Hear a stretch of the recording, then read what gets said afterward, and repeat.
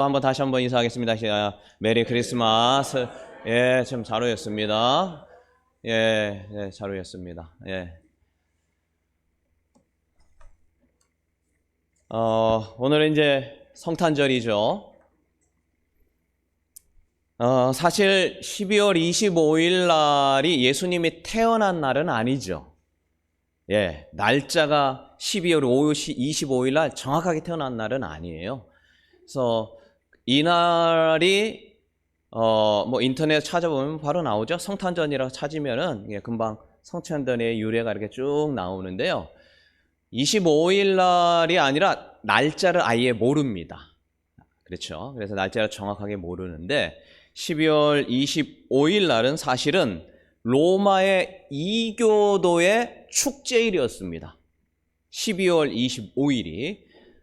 그런데 기독교가 공인이 된 게, 그러니까 핍박을 거의 250년간 예수 믿으면 사자의 밥이 되게 하고 십자가에 죽이는 일들이 250년을 이어져 오다가 기독교 공인의 콘스탄틴이라고 하는 로마의 황제가 변화가 되고 그 사람이 예수를 믿으면서 이제 세상이 확 바뀐 거죠. 로마의 황제가. 그러면서 기독교를 공인하게 되고 예수님의 탄생에 대한 의미들이 새로워지게 된 거죠. 그래서 어느 날짜를 예수님이 태어남으로 할 것인가 많은 의견들을 나누면서 축제일로 이교도의 축제지만 그들을 흡수하고 그들에게도 같이 축제의 문화를 즐기도록 하면서 12월 25일로 정한 것입니다. 예, 그래서 그게 지금까지 온 거죠. 그래서 12월 25일 날 탁 우리처럼 해피 버스데이 뭐 이런 거는 아니에요. 예, 아마 구글이나 네이버 다음이나 이렇게 쳐보면 그런 내용들이 아주 자세하게 이미 다 나와 있습니다. 어쨌든 중요한 것은 2000년 전에 예수님이 실제로 이 땅에 태어났다는 사실은 분명한 것이죠. 그래서 그날을 우리가 기념하기 위해서 성탄절을 드린다는 겁니다. 오늘 우리가 이렇게 기쁘고 감사하게 예배를 드립니다만 실제로 예수님이 태어날 때의 그 과정들을 우리가 방금 읽었는데 이런 어떤 읽은 이 과정들을 보면 이렇게 순탄하지 않았던 것을 볼 수가 있습니다. 우선 예수님이 태어나기 이전에 이 마리아가 죽음을 각오한 믿음과 결단이 있었기 때문에 가능했다라는 겁니다. 물론 아버지 요셉의 믿음도 필요했던 거죠. 우리 잘 알듯이 예수님은 지금 태어나기 바로 전에 어머니였던 마리아하고 아버지 요셉이 결혼한 상태에서 태어난 걸까요? 결혼하기 전에 태어난 걸까요? 예, 약혼한 상태라고 그랬죠. 약혼이면 이제 결혼을 약속한 그런 상태에서 이제 태어나게 됐는데,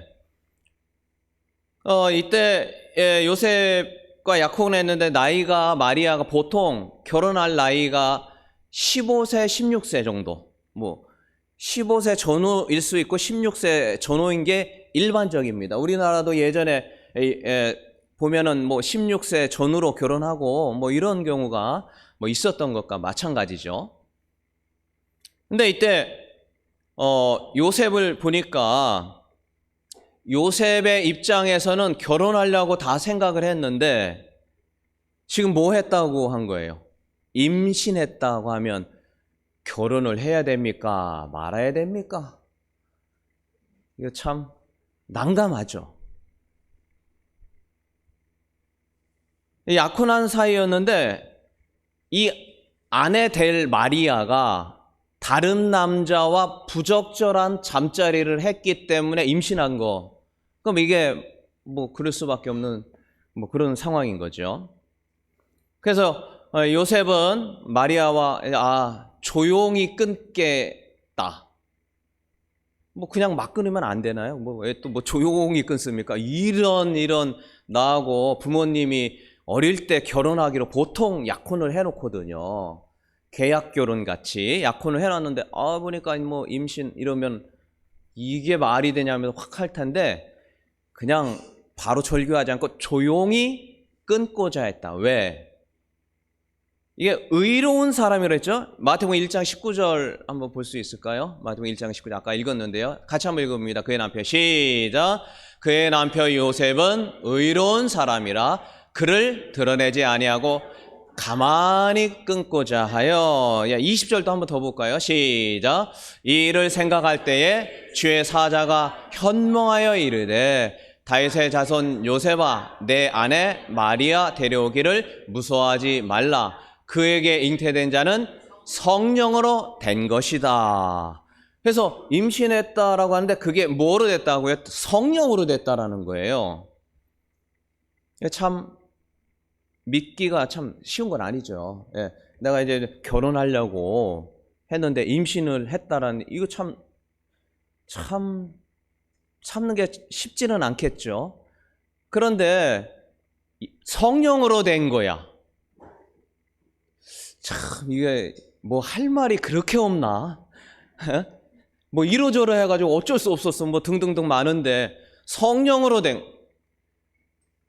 그러니까 이게 참 믿기가 너무 어렵고 이런 것이죠. 그러나 주의 사자가 현몽하여 꿈으로 나타났다는 얘기죠. 현몽하여서 나오니까 그것을 주님의 말씀으로 받아들이면서 이렇게 하였다. 뭐 그런 내용입니다. 그런데 여기 보면 무서워하지 말라. 요셉이 무서울 게 있을까요? 없을까요? 잘못은 누가 한 거예요? 이렇게 보면 객관적으로 하면. 마리아가 잘못했는데 왜 요셉이 무서워요? 그렇죠? 그런데 누가복음 1장에 보면 똑같은 내용에 뭐라고 그랬냐? 1장이면 마리아여 무서워하지 말라. 이제 천사가 나온 거예요. 그러니까 지금 마리아도 무섭고 요셉도 무서운 상황이에요. 뭐가 그렇게 무섭냐? 신명기 22장 23절을 같이 봅니다. 22장 23절. 자, 같이 읽어봅니다. 시작. 처녀인 여자가 남자와 약혼한 후에 어떤 남자가 그를 성읍 중에서 만나 동침하면 다음 너희는 그들을 둘 다 성읍 문으로 끌어내고 그들을 돌로 쳐 죽여라. 그러니까 지금 이게 들통나서 뭐 부모님에게 뭐 창피하고 옆 사람 알까봐 무섭고 하는 그거 이상으로 그 당시에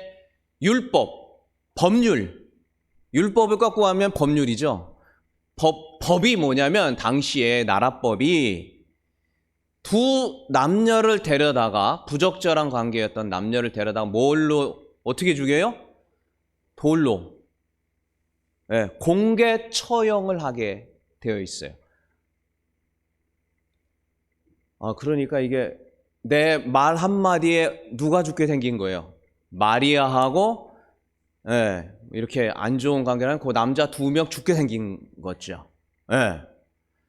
그러니까 이게 가만히 그냥 조용히 묻어두려고 한 그런 상황인 거예요. 실제로 마리아하고 요셉이 살던 시대에 돌로 죽임을 당할 뻔한 일이 실제로 있었어요. 요한복음 8장 3절에 보니까 서기관과 바리새인들이 음행 중에 여인이 현장에서 잡혔어요. 그래서 데리고 나왔어요.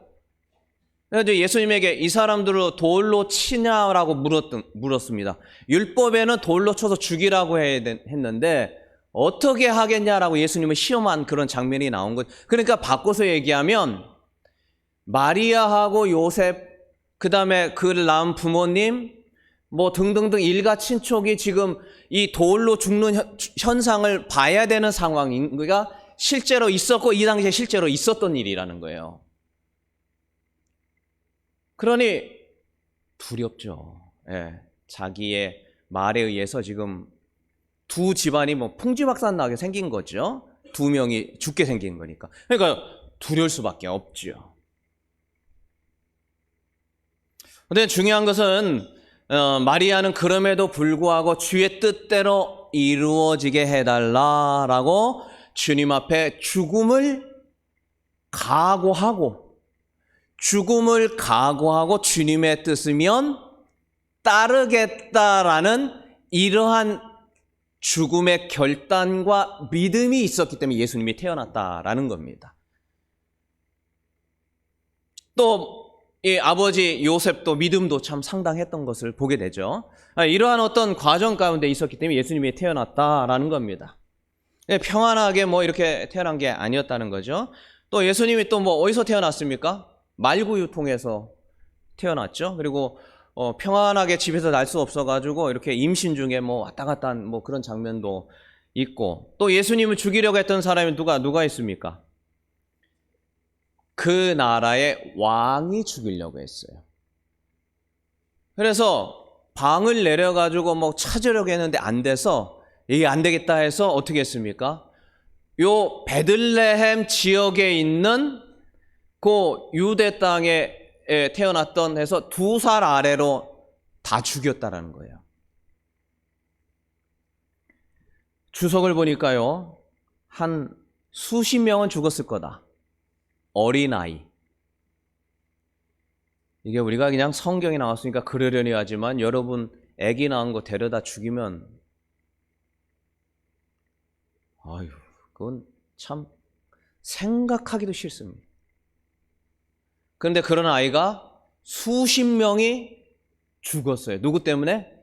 예수 때문에. 자, 이렇게 되면은 예수님이 태어나면서 아주 뭐 우여곡절이 많은 거죠. 뭐 어머니 죽일 뻔하고, 뭐 그 어머니, 마리아 어머니, 예수님의 어머니 죽을 뻔한 거, 뭐 그 외에 친척 뭐 등등, 뭐 본인이 태어나면서 뭐 아이들 뭐 죽고, 뭐 이러면서 꼭 태어나야 됩니까, 예수님이? 그 왜 이 이야기를 드리냐면, 세상을 창조할 때 예수님은 어디 계셨을까요? 하나님이 세상 처음 만들 때. 하나님이 말씀으로 세상을 창조했잖아요. 빛이 있으라 하면서 뭐 이렇게 했는데, 그때 예수님은 어디 계셨을까요? 계시긴 하셨을까요? 안 계셨을까요? 뭐 안 계시지는 않았고 분명히 계시긴 계셨을 텐데, 세상을 같이 창조했다라고 성경이 말합니다. 하나님이 세상을 창조할 때요, 같이 창조했다라고 말합니다. 히브리서 1장 2절에 보니까요, 거기 같이 한번 읽어보겠습니다. 히브리서 1장 2절입니다. 이 모든 날인데요, 같이 있습니다. 시작. 이 모든 날 마지막에는 아들을 통하여 우리에게 말씀하셨으니, 이 아들을 만유의 상속자로 세우시고 또 그로 말미암아 모든 세계를 지었다. 이게 지금 뭐냐면, 예수님도 세상 창조할 때 거기서 같이 하셨다라는 그 뜻이에요. 자, 그 다음 절 보겠습니다. 고린도서 8장 6절에 보면은, 자, 여기도 보면은, 그러나 우리에게는 한 가지 곧 아버지가 계시니 만물이 그에게서, 하나님에게서 났다라는 거죠. 우리도 그를 위하여 있고 또한 주 예수 그리스도께서 계시니 만물이 그가 누구예요? 예수님으로 말미암아 많고 우리도 그로 말미암아. 그러니까 하나님이 세상을 창조할 그때 예수님도 그 창조에 같이 참여했다라는 거예요. 그러니까 예수님께서는 태어난 건 이때지만 세상을 처음 창조할 그때부터 하나님과 같이 일하신 분이에요. 바꿔서 말하면 예수님이 태어날 그 당시에 2000년 전에 태어날 때 부모님 죽을 뻔하게 하고 마리아 힘들게 하고 또 아기들 죽고 뭐 말기후에 태어나고 뭐 이런 과정을 왜 하냐는 거예요. 안 해도 되잖아요.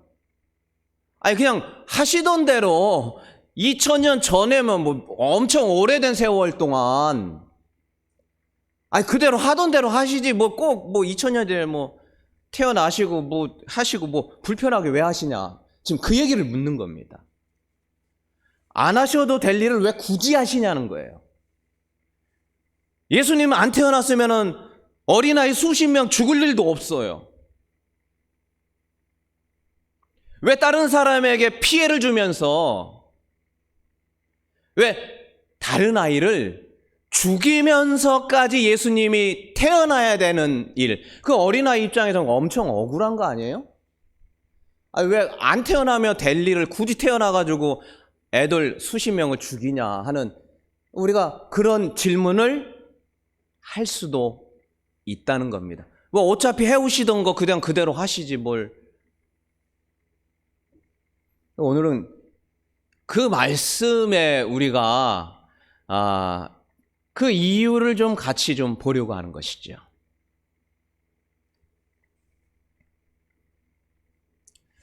오늘 제목은 아기 예수 탄생의 비밀 뭐 이렇게 했습니다만, 뭐 비밀 이거보다 우리가 왜 예수님이 이 땅에 태어나야만 했는가에 대한 초점이죠. 안 오시면은 안 되었는가?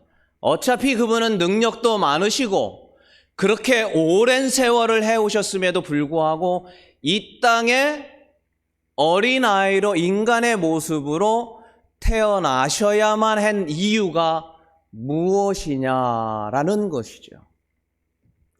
뭐 여러 가지 많은 이야기를 뭐 할 수 있겠습니다만, 이제 우리 큰 것들 이제 몇 가지만 보겠습니다. 우리 한번 따라 하겠습니다. 예수님이 오신 이유는, 다시 한번요. 예수님이 오신 이유는 하나님이 실제로 존재한다는 사실을 알려주기 위해서입니다. 여러분, 하나님은 실존하십니까? 그렇지 않습니까? 하나님은 살아 계신가요? 그렇지 않은가요? 살아 계신 줄 믿습니다. 우리 옆바람과 인사하겠습니다. 하나님은 살아 계십니다. 한번 시작. 하나님은 살아 계십니다. 살아 계신 증거를 한번 대보세요. 아니, 살아 계시다면서요. 있기는 있는데요. 있는데요. 느낌이 있는 것 같아요. 왜? 기도하는데 이게 들어주거든요. 이게 뭐 등등. 우리가 하나님을 볼 수 있을까요? 없을까요? 하나님은 우리가 본 적이 없습니다. 근데 여러분이 하나님의 실제로 존재한다고 지금 이야기를 하셨고, 이야기를 나눴어요. 뭐로 그걸 증명하라는 거예요? 물론 우리가 뭐 꼭 증명해야 되고 막 이런 거는 아니잖아요. 하나님은 그냥 스스로 계신 분이 증명한다고 해서 계시고 안 한다고 해서 안 이런 거는 아닙니다. 그러나 하나님은 분명히 살아 계신데, 살아계신 증거를 보여보라 할 때 우리가 뭘로 하겠냐라는 거예요. 우리가 뭐 꼭 증명해야 되는 꼭 있는 거는 아니겠지만, 우리가 세상에 믿지 않는 자들이 꼭 그 얘기를 해요. 제가 군대 가서 하도 열심히 했어요, 진짜. 죽으면 죽으리다 그러면서 뭐 담배 피라고 하고, 제가 일부러 열심히 하는 거고, 뭐 신학교에서 왔다 그러니까 막 일부러 시험하듯이 일로 와. 그래, 예, 뭐 이병 양형태. 그래가지고 막 가요. 그러면 가면 담배를 일부러 주는 거죠. 담배 이렇게 손 부위, 그럼 예, 뭐 이렇게 하면 담배를 갖다가 끼는 거예요. 일부러 하는 거죠. 요 녀석 어떻게 하나 보자. 그리고 그러면 요거까지는 하는데 담배 입에 물어. 그러면 물었을까요? 안 물었을까요? 제가? 예? 아유, 감사합니다. 안 물었다고 또. 안 물었습니다. 그러면은 선임자 입장에서 많은 사람들이 있는데 말을 안 들으면 그 기분이 어떨까요? 너무 화나죠. 근데 제가 이렇게 뻔히 있는데 팍 때리면 이게 구타하면 이게 큰일 나거든요. 그러니까 그렇게는 못해요. 다 같이 있을 때. 안 피웁니다. 왜 안 피우는데? 너는 뭔데? 왜? 저는 제 개인적인 신앙이 있고 기독교인으로서 담배를 피지 않으려고 제가 결심을 했습니다. 그래서 안 피웁니다. 근데 그건 네 신앙이지. 군대는 그러면 안 돼. 그래도 저는 안 피우겠다 결심을 했습니다.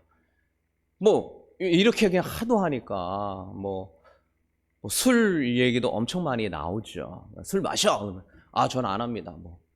등등등. 그러다 보니까 또 뭔 얘기를 가장 많이 하냐면, 너 하나님 믿는다 하는데 그럼 하나님을 내게 보여줘봐라는 말을 가장 많이 들었어요. 너가 그렇게 진짜 하나님 얘기하고 내가 말하는 것도 안 듣는데, 그러면 그 하나님을 나한테 보여줘봐. 그러면 내가 교회 다니고 너가 말하는 그 하나님을 내가 믿을게. 뭐 하도 그러니까 이런 얘기를 너무 많이 하는 거예요. 근데 그때는 제가 어떻게 딱히 보여줄 방법이 없더라고요. 그래서 어쨌든 있습니다. 어쨌든 있습니다. 뭐 그 말밖에 뭐 따로 특별하게 할 말이 없더라고요. 뭐 죽으면 죽으리다, 뭐 담배도 안 피우고 뭐 술도 안 합니다, 막 이랬는데 뭐 보여봐 그러면 뭐 어쨌든 있습니다. 근데 나중에 제가 알은 거죠. 누가 있을까요? 보이는 하나님. 따라서 합니다. 예수가 바로 보이는 하나님이에요. 하나님은 영이시기 때문에 볼 수도 없어요. 요한복음 1장 18절. 자, 다 같이 있습니다. 요한복음 시작. 본래 하나님을 본 사람이 없으되 아버지 품속에 있는 독생하신 하나님이 나타났다. 이거를 아셔야 돼요. 하나님이 실제 존재한다는 사실, 인간의 눈으로 볼 수 있게끔 하기 위해서 예수님이 왔다는 거예요. 우리가 이 사실이 굉장한 의미가 있어요. 너 하나님 보여줘봐. 예수님 믿으면 됩니다. 예수님 뭐 했는지 그거 설명하면 돼요. 그래서 우리가 인간이 얼마나 약한지, 하나님이 그래서 실제로는 보지 않고 모세도 떨기나무, 가시나무에다 불로 보게 되고 대면하여 봤다 하지만 대면하여 볼 수 있는 그 자체가 아니라 어떤 형상 같은 거, 뭐 이런 어떤 모양으로 해서 오시는 분이라는 거예요. 왜? 그분은 우리가 볼 수 있는, 눈으로 볼 수 있는 존재 자체가 아니에요. 왜? 그분은 영이시기 때문에. 여러분의 영혼을 저에게 보여줄 수 있나요? 여러분, 여러분의 마음을 보여줄 수 있나요? 근데 마음과 영혼은 있어요. 어떻게 알아요? 나타나는 현상을 통해 안다는 거예요. 마음이 있어서, 마음이 따뜻한지 뭐 어떻게 알아? 그러나 그가 나타나는 행동을 보면 알죠. 따뜻한 사람의 어떤 모습. 마찬가지예요. 하나님이 예수님을 통해서 인간의 연약함을 알기 때문에 인간의 눈으로 볼 수 있게끔 오신 거라는 거예요. 그래서 우리는 예수님을 통해서 하나님을 증거하게끔 되어 있다는 겁니다. 그러면 예수님은 진짜냐 하는 말이 나오게 되죠. 예수님은 진짜냐, 이거 설명하려면 또 얼마 걸려요? 2박 3일 걸립니다. 이거 또 설명하려면 2박 3일 걸리는데, 우리가 삼위일체 하나님 또 얘기하잖아요. 예수님은 누구냐라고 하는 다양한 것 얘기하려면 또 이거 한참 걸리니까요. 나중에 이제 설명을 하는데, 가장 중요한 것, 예수님이 하나님이다라고 하는 가장 중요하고 결정적인 게 있습니다. 바로 부활했다라는 거예요. 이 부활의 사실은 우리끼리만 얘기한 게 아니고요. 예수 안 믿는 사람이 하는 부활의 얘기를 해야 맞겠죠. 뭐 성경에서 자기들끼리 뭐 짜고서 뭐 할 수도 있잖아요. 그러나 부활은 그렇지 않다는 거예요. 부활절 때 다시 한번 보겠는데요. 내가 하나님이다 말하는 사람이 있어요, 없어요? 지금도 있잖아요, 신천지 이만희. 예수님 이전에도 있었고 이후에도 있었고 예수님 당시 때는 특별히 많았어요. 그리고 사도 바울이 전도할 때는 엄청 많았고요. 그 시대에는 뭐 내가 신이, 지금도 이러면 아는데 엄청나요. 그럼 그게 다 가짜라는 걸 뭘로 증명하겠냐고요? 그게 진짜는 아닐까요? 부활이에요. 이 부활이 이 놀라운 능력이에요. 예수님이 부활했다는 이 사실이 그분이 하나님의 아들이고 그분이 곧 하나님이다라는 사실을 증명하고 우리는 살아있는 하나님을 본 겁니다. 물론 우리가 직접 보지는 않았지만 보았던 많은 사람들의 증거가 바로 성경이 되어 우리에게 증명하고 있다는 것이죠. 자, 우리가 왜 예수님이 이 땅에 태어나야 되는가? 하나님의 실존을 증명하기 위해서 예수님이 이 땅에 태어났다라고 봤죠. 두 번째는 뭐냐면 따라서 합니다. 인간의 언어로 하나님의 뜻을 분명하게 전달하기 위해서. 하나님의 뜻이 분명하지 않냐? 오늘 성경을 봤는데 하나님이 뭐로 보여줬어요? 요셉에게 꿈은 믿을 수 있는 걸까요? 못 믿을 건가요?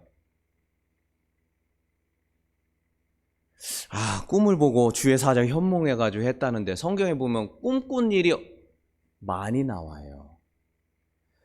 그러면 그 꿈은 하나님이 주시는 꿈일까요? 내가 그냥 개꿈일까요? 저는 개인적으로 참 꿈을 믿지 않아요. 근데 또 다 그런 건 아니고 꿈을 또 믿을 꿈도 있더라고요. 제가 한 번은 꿈을 꿨는데 어떤 자매하고 그것도 군대에서 꿨네요. 군대에서 이상한 꿈을, 어떤 자매하고 결혼하는 꿈을 꾼 거예요. 아는 자매인데. 근데 결혼하는 꿈을 꿨는데 그거를 3번 연속 꾼 거예요. 똑같은 장면에 똑같은 환경에서 똑같은 자매에게. 그 자매가 여기 있을까요? 없을까요? 제가 결혼하라고 하나님이 점지어준 자매가. 그래서 결혼한 걸까요? 아닐까요? 어떨 것 같습니까? 하나님이 점지해 주신, 하나님이 꿈을 통해 3번이나 나타나셔서 우리 아내는 그 꿈을 통해서 결혼한 사람이 아니에요.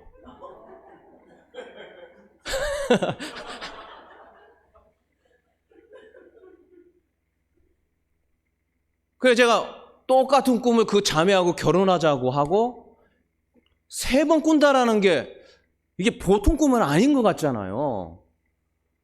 그래서 제가 이게 하나님이 뭐 인도하심이면 제가 휴가 나갈 수 있게 해달라고. 왜? 그 자매한테 결혼하자고 얘기하려고. 이게 보통 꿈이 아닌 것 같으니까.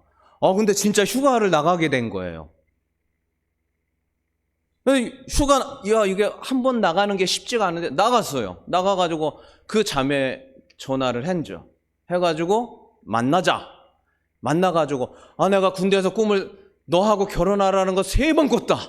이 자매가 갑자기 깜짝 놀라죠. 그리고는 그 다음부터 한 번도 못 봤어요. 그 자매를 놀래가지고 도망갔는데 지금까지 어디 가서 잘 살고 있는지 한 번도 못 본 거예요. 지금 연락도 안 하고 전화도 안 하고 그냥 완전히 절교한 겁니다. 요셉처럼 그냥 절교. 이게 뭔 꿈이냐. 그리고부터는 제가 다시는 꿈은 안 믿어요. 뭔 꿈이든 똑같은 꿈 3번 꿔든 뭐든 100번을 꿔도 난 개꿈이다. 그렇게 생각했는데 또 아닌 경우도 있긴 있더라고요. 가끔씩은 저희 어머니가 이제 꿈을 이렇게 가끔 꾸면서 저에게 이제 어쩌라 하시는데 그게 제 상황하고 너무 딱 맞아서 깜짝 놀랄 때가 있었거든요. 내 꿈에서 어땠는데 너 어떠니? 그럼 그때 제가 굉장히 힘들어할 때 가끔 전화해서 그렇게 이야기하면 이게 꿈이 또 개꿈만은 아니구나. 내 꿈은 저는 이제 거의 개꿈이다 생각을 했는데 일반화할 수는 없겠구나. 근데 오늘 요셉이 꿈을 꿔서 주의 사자가 이렇게 한 건데, 그러니까 이게 지금 무슨 얘기냐면 하나님이 꿈을 통해서도 하나님의 말씀을 주신다라는 겁니다. 그리고 요 앞전에도 보면 많이 나와요. 그러면 꿈이라는 거는 무엇이냐? 이 성경이 되기 전까지는 꿈을 통해서도 하나님의 메시지를 전달했습니다. 그러나 성경이 완성된 이유는 하나님의 완벽한 말씀이 이 안에 다 이미 들어가 있기 때문에 꿈을 통해 이해하지 않는 경우가 대부분이에요. 왜? 말씀을 보면 다 주님의 뜻이 이미 나와 있기 때문에. 그렇다고 꿈을 완전히 100% 무시할 수도 또 없어요. 그러니까 이러한 모든 것들은 기도하며 하나님 앞에 하나님이 원하시는 진정한 꿈인지 아닌지도 가리는 것도 또 필요하다는 것이죠. 어쨌든 중요한 사실은 예수님이 이 땅에 태어나서 분명하게 하나님의 음성을 인간이 들을 수 있게끔 성경에 기록되어 진정하게 하나님이 뭐라고 하는 것을 알 수 있게끔 정확하게 누가 얘기했어요? 예수님이 말씀을 하신 거예요.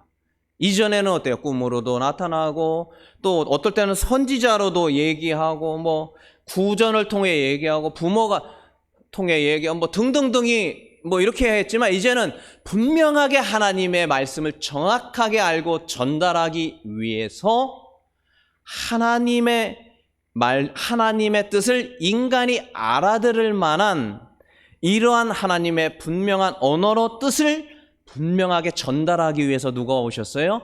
예수님이 이 땅에 태어나셨다라는 겁니다.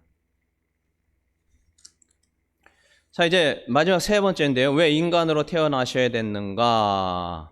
한번 또 따라서 합니다. 하나님의 말씀인 시작. 하나님의 말씀인 성경이 사실이며 시작. 성경이 사실이며 예수를 통하여 증명되었음을 보여주기 위해서입니다. 시작. 예수를 통하여 증명되었음을 보여주기 위해서다. 그러니까 하나님이 말씀하신 구약이 신약 시대에 있었어요.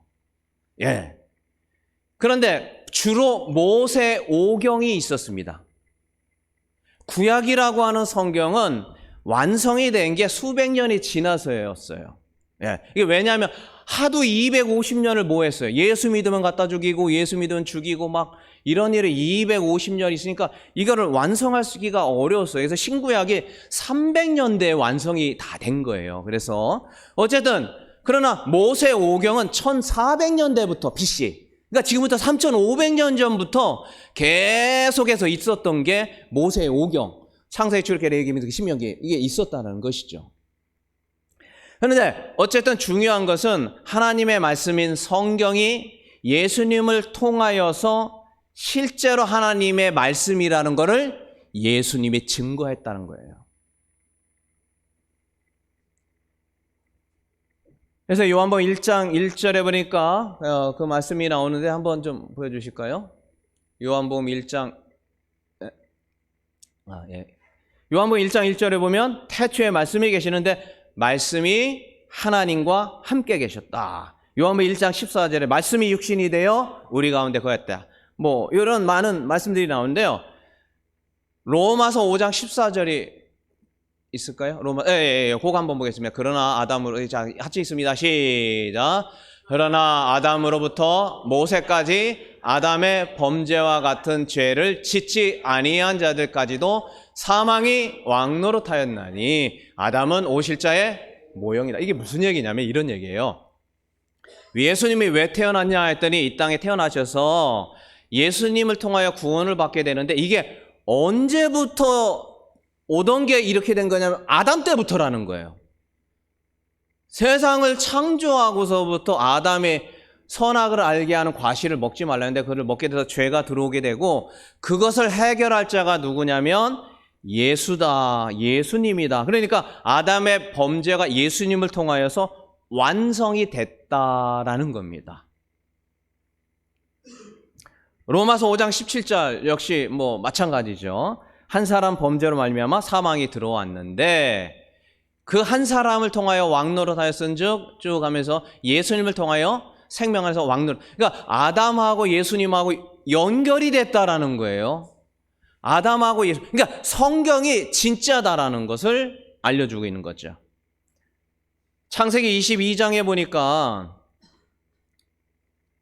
그 아브라함이 아들 누구죠?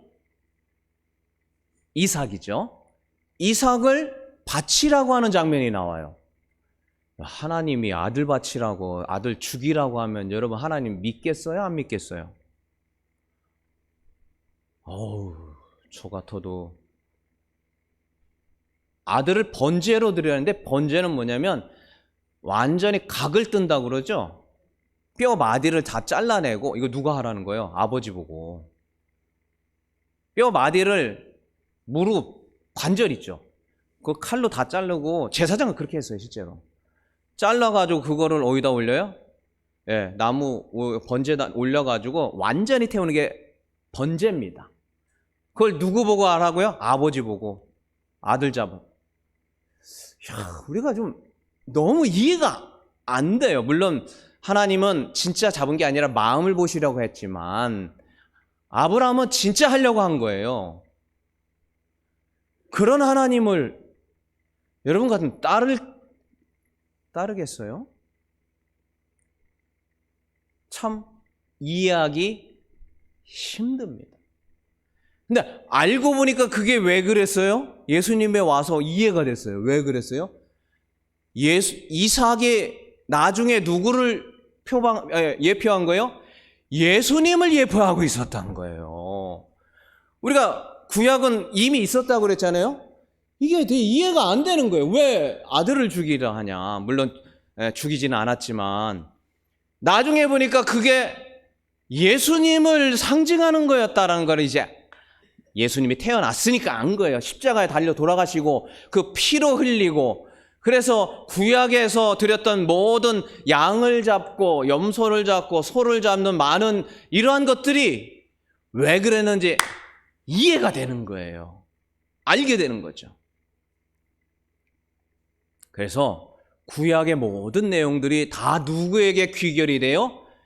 예수님에게 결과적으로 가는구나. 이 예수님에 의해서 세상에 구원하기 위한 하나님의 계획들을, 성경의 말씀들이 짝이 맞춰지기 시작하는 거죠. 그래서 이 성경이 바로 하나님의 말씀이라는 사실을 예수님을 통해 알게 되고 증명이 된 겁니다. 모세의 율법, 마태복음 5장 17절, 내가 율법이나 선지자를 폐하러 온 줄로 생각하지 말라. 폐하러 온 것이 아니라 완전하게 하려고 했다. 예, 성경을 이루기 위해서. 이 성경이 사실이고 하나님이 기록한 것이고 예수님이 말한 그 하나님이 실제 존재한 것이고 이런 모든 것들을 말씀하고 있는 것이죠. 오늘 우리가 1장 23절을 한번 읽어보는데요. 마태복음 1장 23절. 보라 처녀가, 같이 한번 읽겠습니다. 시작. 보라 처녀가 잉태하여 아들을 낳을 것이요 그의 이름을 임마누엘이라 하리라. 근데 이게 보면은 그 성경을 보시면 아주 조그맣게 그 보라 앞에 뭐라고 써 있어요? 기억이라고 돼 있죠. 기억을 맨 밑으로 보면 성경에 뭐라고 있습니까? 4, 7, 땡땡 14라고 돼 있어요. 그 무슨 얘기냐면 이사야 7장 14절에 그 성경 구절이 나온다 그 뜻이에요. 그래서 이사야 7장 14절은 앞에 나오잖아요. 그거 찾아보면 그 말이 그대로 또 나와요. 그러니까 지금 이게 뭡니까?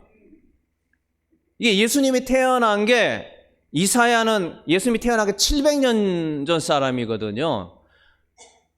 임마누엘이라 하는 것이 예수님이 처녀가 아이를 낳게 된 게 700년 전에 이미 얘기하고 있었다라는 거예요. 그래서 이게 실제로 이루어졌다는 얘기입니다. 700년 전에. 이 구약의 말씀이, 하나님이 하신 말씀이 실제 맞다라는 것, 그리고 성취했다라는 걸 예수님이 태어나게 되면서 이 모든 것들이 이제 맞춰지게 됐다는 겁니다. 뭐 그것뿐만 아니라 뭐 오늘 우리가 보면은 마태복음 2장 6절에도 보면 미가서 5장 2절의 말을 그대로 썼다. 그 성경 구절도 나오고, 마태복음 2장 15절에 그러니까 호세아, 마태복음 2장 18절, 마태복음 2장 24절, 이게 다 성경 구약에 있는 선지서를 갖다가 그대로 다 썼는데 이게 왜 그랬는지가 이것 때문에 그런 거고 이것 때문에 그런 거고 예수님이 이거 한 거라고 그런 거고, 왜 마리아의 처녀에 나냐? 그냥 처녀에게 안 나면 안 되나요? 그냥 어차피 태어나실 거 뭐 복잡하게 태어나냐고요. 그냥 태어나면 되잖아요. 왜 그랬다고요? 제가 방금 얘기했습니다. 왜 처녀한테 태어나야 돼요? 이사야 7장 14절에 주님이 미리 말해놓은 게 성취하기 위해서.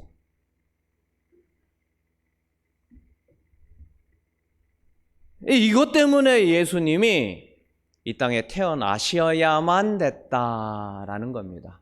말씀을 마칩니다.